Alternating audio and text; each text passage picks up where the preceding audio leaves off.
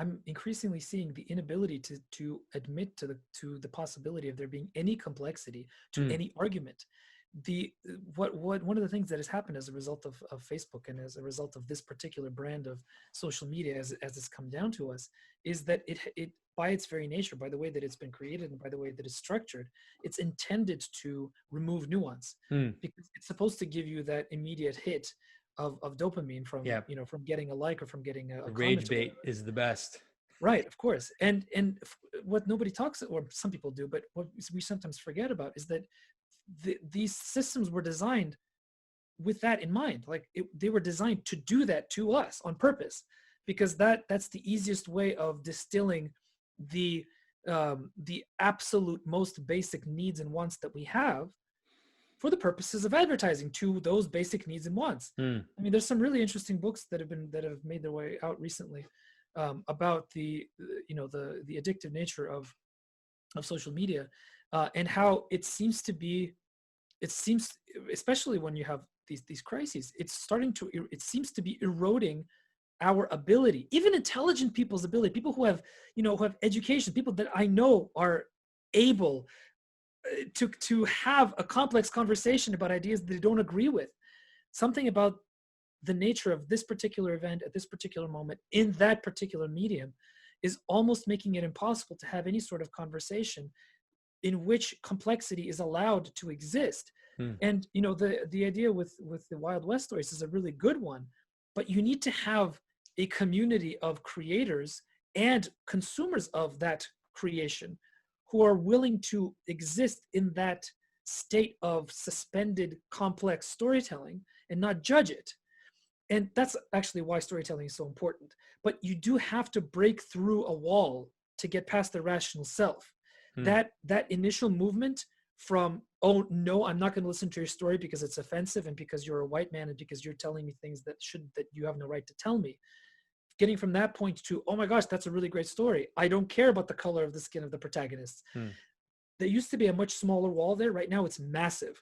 So Yeah. there's a lot more impetus on the storyteller to be able to draw people into that kind of nebulous nether sphere between your rational thought and your heart, where stories have their most power. And that's actually something that Ilian talks about in this article that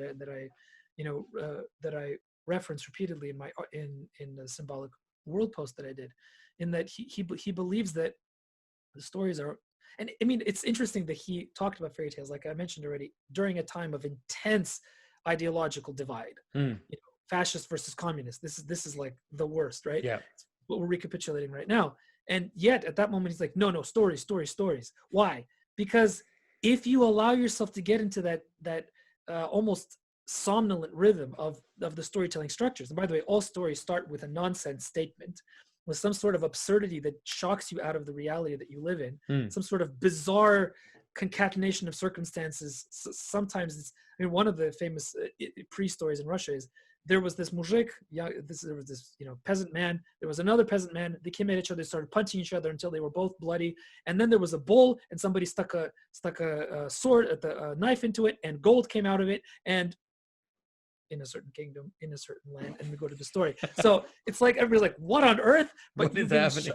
you've been shocked out of the reality, out of your everyday reality, and suddenly you're like, oh, we're in that part of, okay, I can deal with this. So yeah. Yeah, and I think that's been also one of the functions maybe of those types of stories, is because they're using categories which are not charged. Mm, A lot of these stories, then yeah. they're able to reach everybody. They don't, and the danger that we've seen, for example, we saw some recent articles. I don't know if you saw, people were writing me in private about this, and they're asking Mm, me, what do you think of this? What do you think of this? How people were starting to say how in Tolkien, the orcs were racist, right? Because the orcs were supposed to represent black people. And I thought, I was like, guys, this is a dangerous road to go down. The people who are accusing these stories of doing that, because is that really what you want? Like, because it's not that in the story. But if that's what you want, then that can go both sides. It can go either way. It's not a good place to go in your discussion. Look, Fahrenheit 451 has it Right. There are no books left. Hmm. All books must be burned. It doesn't matter what they are. It doesn't matter what they're good or bad or well told or badly told. If you're fascist or communist, all books must be destroyed. All right. That's where it's going to go if you go that way.